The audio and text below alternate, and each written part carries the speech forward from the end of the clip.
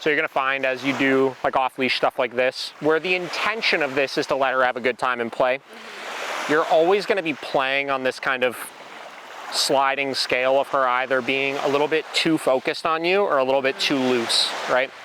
Like when we got here, you could tell way too loose, right? She wasn't paying attention to you hardly at all, so we needed to give a decent amount of corrections to get her to focus back in. And now she's at a place where she's a little too focused on you, which is why she keeps checking herself and seeing, obviously, if it's okay for her to be going off or not. So usually what I do is every time I come somewhere like this, I kind of will ask myself the question of like, is she too loose or is she too focused? And that will determine how much of what I do. Like, let's say I took her here and she was ridiculously focused on me and like really hesitant to go off and stuff. I'm gonna do almost no control at that point and let her just have a good time, right? Where if I come here and she's way too loose, I'm gonna do a lot of control then at that point. When you say what's the limit of it, do you mean like where can you allow the interaction? Is that what you're asking, or?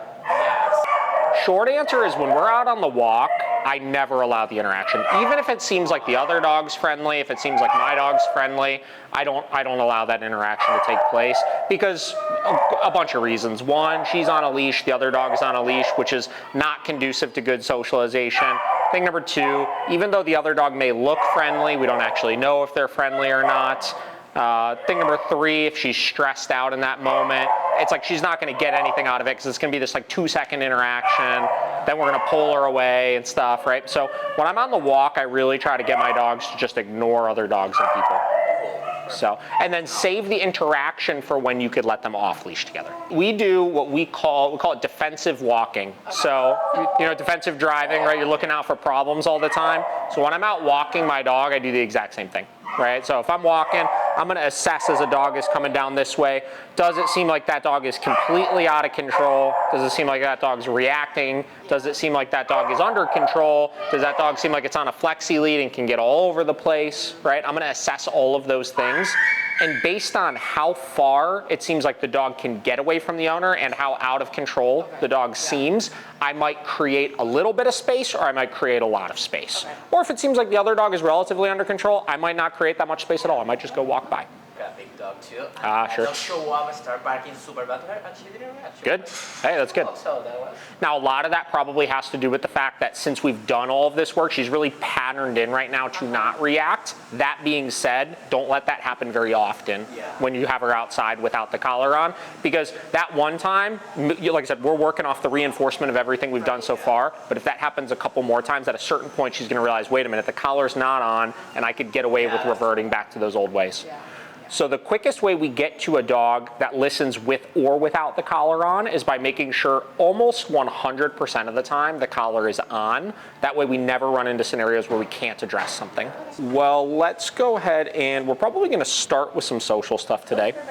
And then we'll get into other things, kind of see what we get. Like I said, today I want to get into some of the obedience training, but we'll probably just brush on everything we've done so far. So we'll do some social, we'll do maybe a little walk around the corner to the park here, and then we'll get into the obedience and kind of go from there.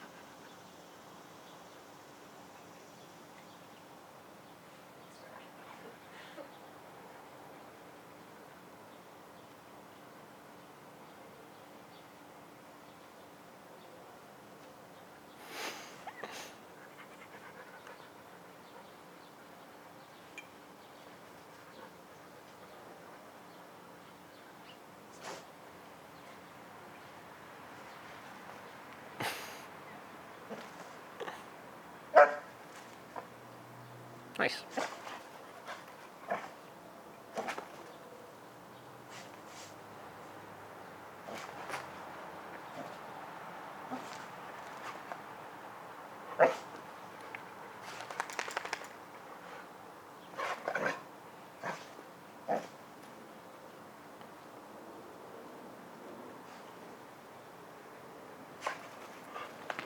Cool. So not to jinx it again, but like, looks good. Yeah. You saw all the tension at the beginning. You can see her kind of working through what she was going to do. But I think the positive is after that very first time when we were able to correct her for that, Yeah. I think she's at least consciously making better decisions now, you know? So this is awesome.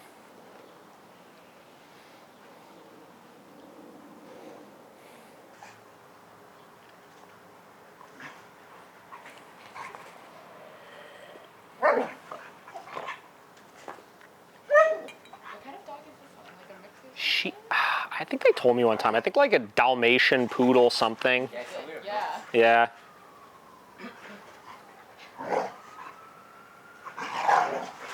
Yeah. She's funny because like she fakes everybody out all the time because like right now like she's playing and she's like so confident and like playful and everything. But so like we use her all the time for socialization, but every like now and then we'll take her out and another dog will just like rub her the wrong way and she'll act like the most scared little pathetic Really? dog. And it's like the dogs didn't even do anything to her, but like they just come out and she's just like, oh, I want to go back in. Yeah.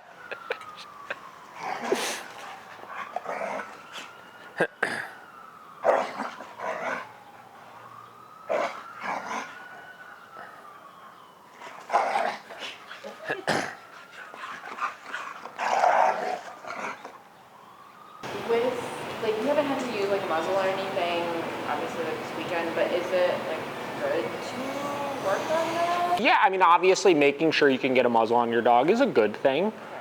I'm not seeing a whole lot of places that you really need it. The only thing I can think of is if she really is bad at the vet or if the vet is really nervous of her, sometimes putting it on in that context helps them just feel a little bit more confident going in and just getting the job done.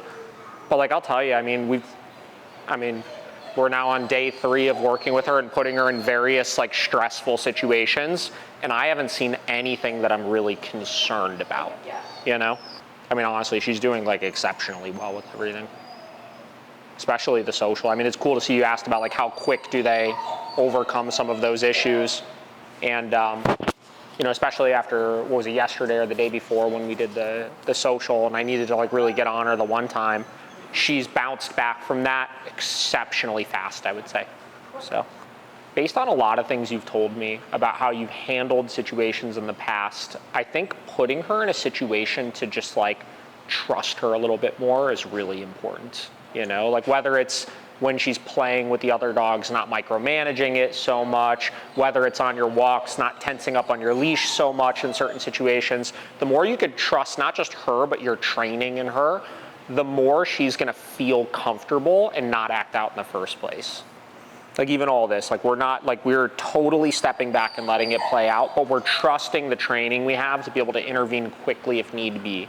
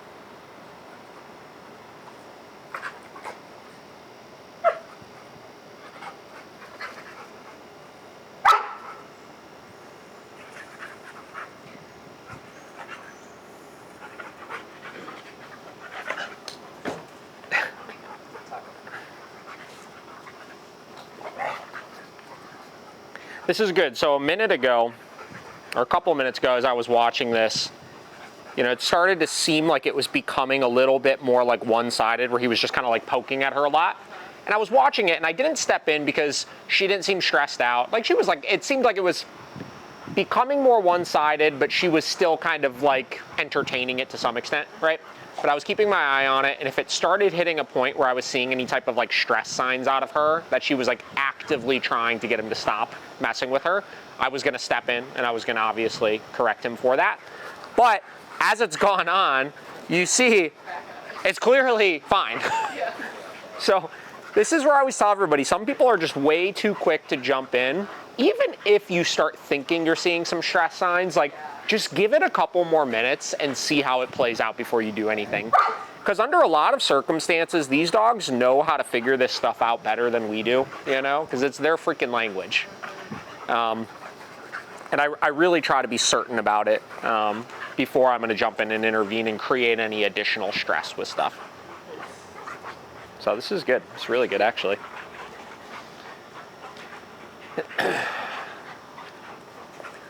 Off-leash stuff. There's not a right or wrong time to do it. You just gotta kind of trust your training and trust that you've seen your dog in enough situations, right? So for her,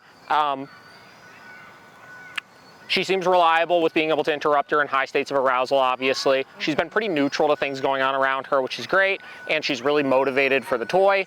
So all of those things to say, I feel pretty confident that in this environment, there's not too much of a risk of doing off-leash stuff with her. Couple things that I do with it, just like with the socials, I keep my remote set all the way up just in case. That's not to correct little things, that's to correct if she tried to go run over to the kids, or if she tried to go chase a squirrel, or whatever it may be, right? So I'll take the remote from you. You can go ahead and take her off of the leash. And I'm gonna give you this. And let's go ahead and just play with her. Have fun with her, obviously. Work your drops here. And if she tries to, like I said, go off towards something, just tell her no for it. Aside from that, she's good to go. She can hang out. Ready? Ready? Okay. And she hasn't done that in a couple days, so she's Done what? like running like. Oh, sure. Yeah.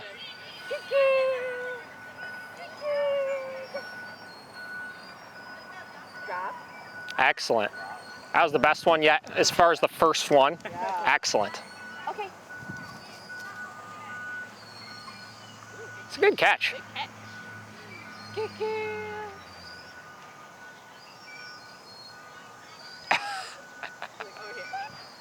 She said, I'll just drop it here. This is fine. Drop. Perfect. I mean, that looks really good. Ready? Okay.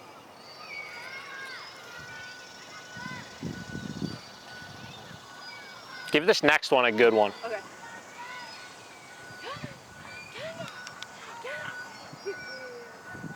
Drop.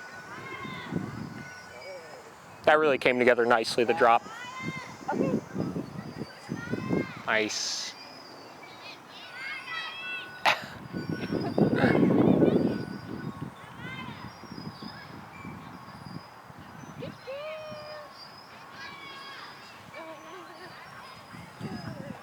Drop. Sweet. So here's what we're gonna do next. I'm gonna give this to you. I'm gonna set this lower. We got this at about a 20 right now, but I want you to be ready to quickly just turn it all the way up if you need to. Okay. So here's what we're gonna do. You're gonna tell her come. We're gonna start walking towards this path, and I want you to enforce your walking as if she were on the leash. Okay. Does that make sense? Yep. And then as she's doing this, we're gonna hang back a little bit since she's off leash so she doesn't get confused who she's walking with. Come. Very good.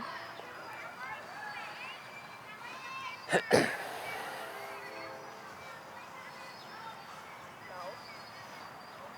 Come. Perfect.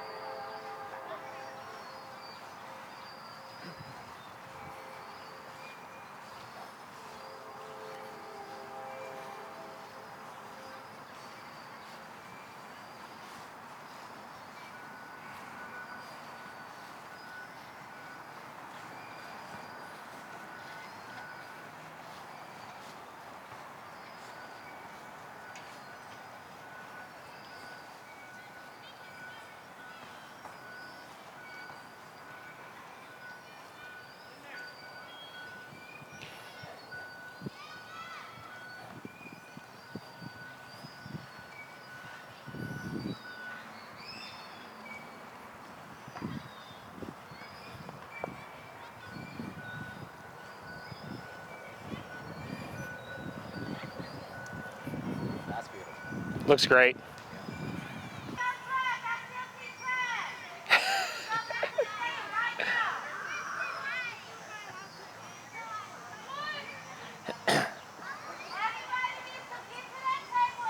Once you get to that orange pole, you could just come to a stop and make sure she stabilizes next to you.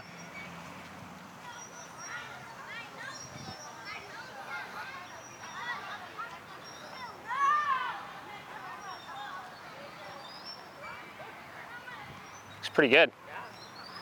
Anytime you're starting with the off-leash stuff, the reason, I'm gonna have you hold the leash though. Cool. There could be a lot of confusion transitioning from person to person initially when you're doing off-leash. That's why we stayed so far back, and that's why I'm gonna have you walk her on the leash for a minute, just so she knows like, oh, I'm with you now, before we transition to off. So if you want, you can lead the way. We're gonna go back that way, and then once we get by the field, you could pop the leash off and we'll do a little bit at the healing. Sure. That's so cool. Come. Now, biggest thing, like off-leash, I always say, is like, it's a privilege, not a right? So like, just be very careful where you're doing it, right?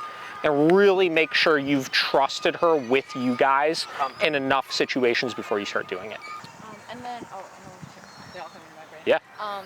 Like boundaries of like actual space, like Sure. don't cross like into the kitchen or like at the Airbnb, they have a nice porch, so like don't go, you know, down the stairs. Is that like the same thing? Like if they cross, it's like a no. You would have to ask the question of, is it somewhere that she's never allowed to go into or somewhere she's sometimes allowed to go into? If it's a never, as long as it's a clear boundary, yes, you could correct for them just passing that boundary and they'll figure it out. But if it's somewhere where you want them to sometimes be allowed to go into it, it gets a bit gray. Yeah. Because you have to have some type of like visual difference that lets them know this is when you can versus when you can't. The best example I use is like an electric fence. Like clients that have an electric fence in their front of the property, those dogs pretty much learn when they're off leash, they never go through that. But usually what their cue is when the leash goes on and I go to walk you through it, it's okay. Okay. You know what I'm saying? So that's, sometimes I prefer to just use commands to handle those situations if it's a sometimes thing. Like there are times if my wife and I are cooking dinner in the kitchen, we don't really want the dogs underfoot in there. So we'll put them in a bed stay or a down stay or something, you know, and just keep them out of the way.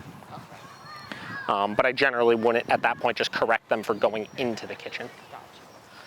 So what we're gonna do today is we're gonna kind of do the shaping of the commands. So this is predominantly gonna be with the leash. We may use a little bit of e-collar for it, for probably not that much to start. And then what we'll do is, depending on how well she does with it today, we'll then add the e-collar and to proof it off next time. So the first thing I'm gonna do before I add any words or anything into this, is I'm just gonna work on just getting her on with the leash a couple times.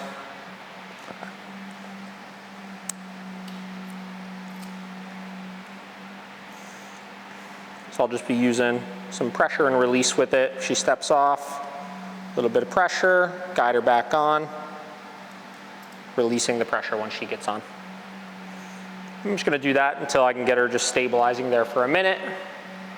And then once she's doing well with that, okay, I'll tell her okay and release her off.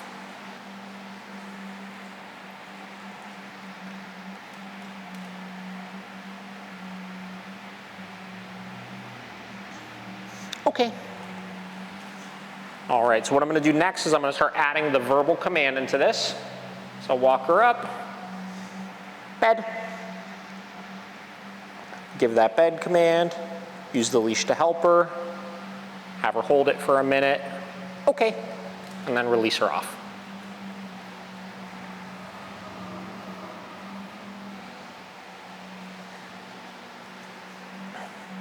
Bed.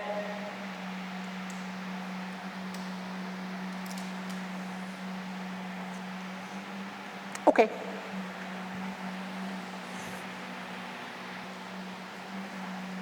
Bed.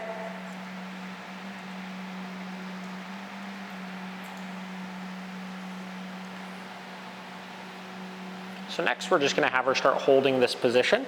No. Bed. So I'll put her on. I'm gonna create some distance, obviously using the long line. And if she breaks command, I'll just mark with no. No. Bed, and then help her back on. And again, since the expectation here is 4 paws on the bed, I'm marking with no the second one of them comes off. So that's the first sign that she's broken command.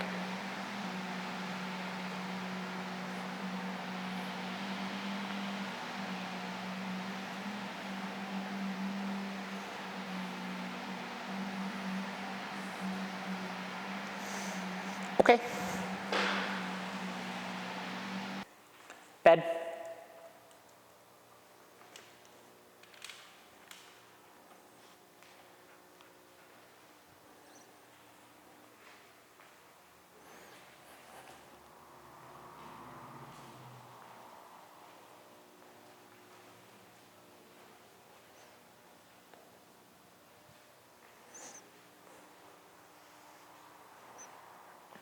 Okay.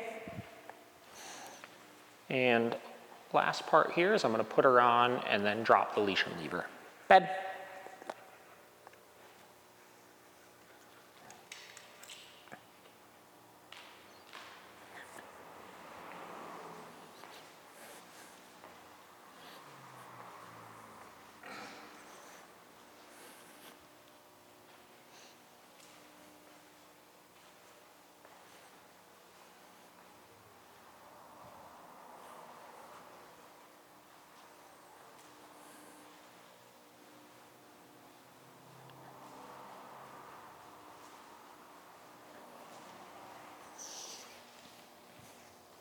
No.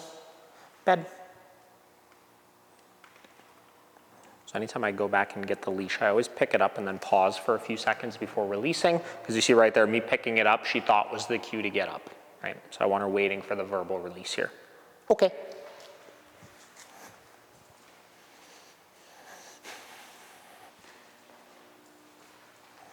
Bed.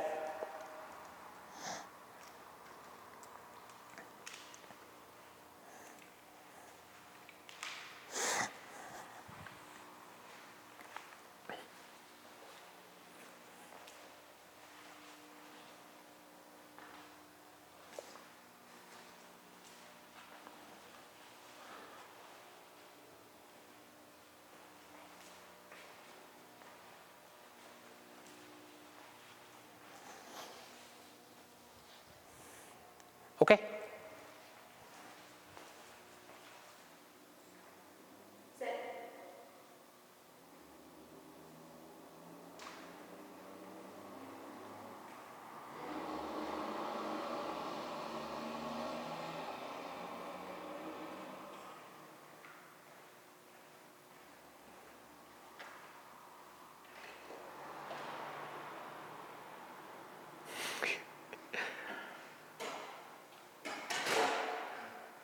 Excellent. All right, now we're going to give her one last big test. Why don't you put her on the bed over here? Okay.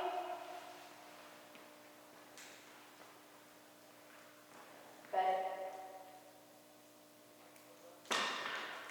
Perfect. And then all of us are going to go in this back area.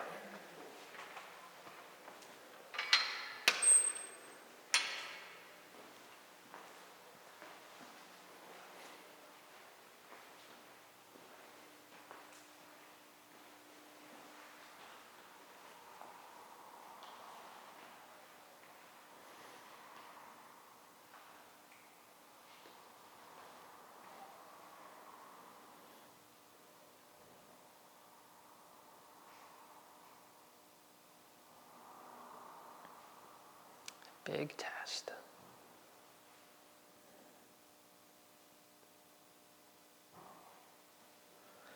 All right, let's go back.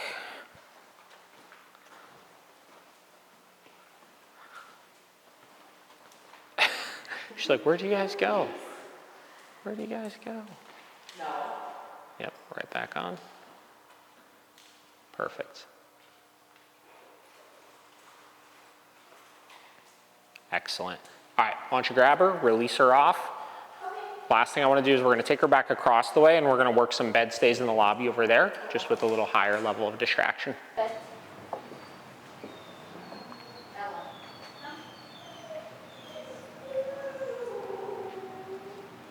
You do one more of those and I'm going to have you try to sit over there somewhere.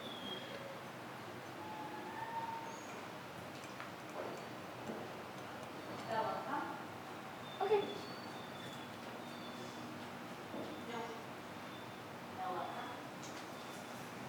Bed.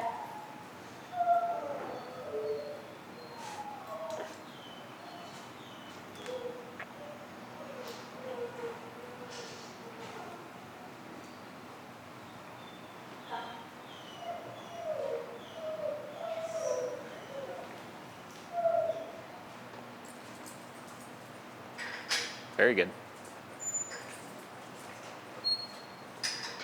All right, one more sit from her. Maybe we'll do a double sit for this one. Yeah, yeah.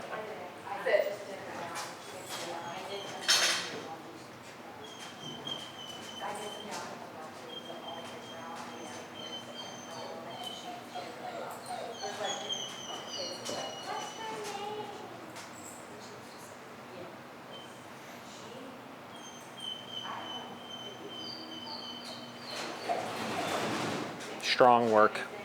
All right, go ahead and release her. I'll have you do just a handful of these with her next. See how she does with you.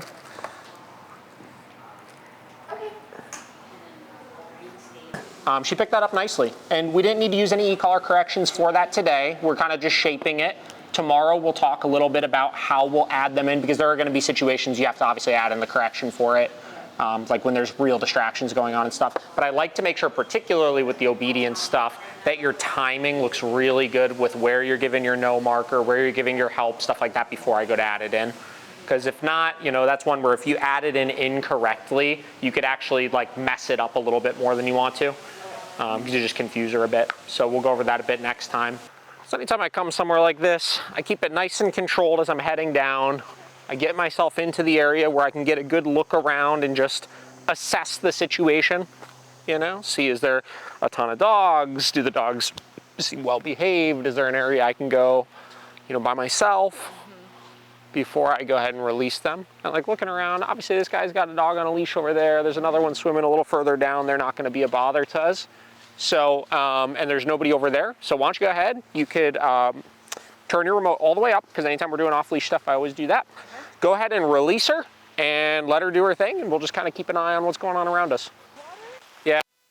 Way to like help that a little bit? Not that I know of. Okay. Yeah. She drinks so much water when she... If I saw a couple things that I do in situations like this, like I don't care if she comes all the way back to me or not, but I do want to make sure my dog responds to their name still. Right. So what I'm going to have you do in a second here is you're going to give her a Kira, and if she doesn't turn and start heading in this direction, just tell her no for that. Kira. No. And then call her again. Kira. Perfect. Good. And since it's not like a formal recall, she doesn't necessarily have to come all the way back to you. But notice how she just totally blew you off right there? Can't have that, obviously. We need her staying at least a little bit attentive on us as we're doing this kind of stuff. She used to like bark at other dogs. I was out there with her one day. She kind of like went for it, and I just like pushed her back. And she doesn't bark, but she still does like a back and forth on the balcony. Kind of like paces back and forth, like because she's looking at something out there. There's like another dog. Okay, I would correct her for that. Then she just kind of like lays down.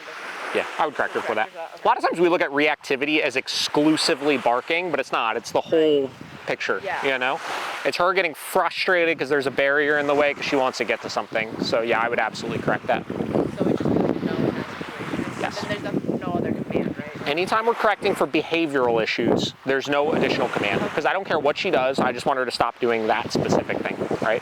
If it's an obedience command we're working on, we always follow up with the command again.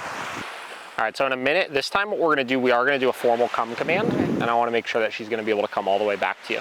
So, same deal, whenever you want to, you could do it. You could let her hang out for another minute here, but we'll make sure she gets all the way over. No, come. And then we're just gonna have her hang out next to you as this dog walks by. Good.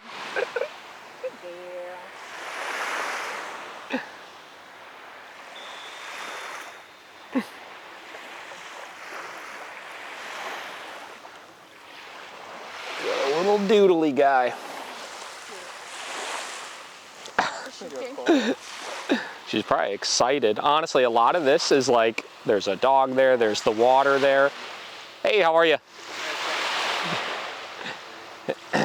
This is definitely much less fear, and this is much more excitement shakes. It's like my Malinois, like before I feed him or whatever, if I have him waiting for it, his whole body is like vibrating. So we'll let them go a little bit further, then we'll release her again.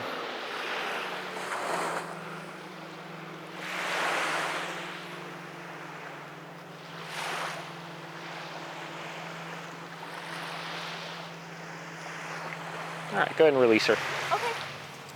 Okay. And that's how you know how quick she was to release there. That's how you know that wasn't fear.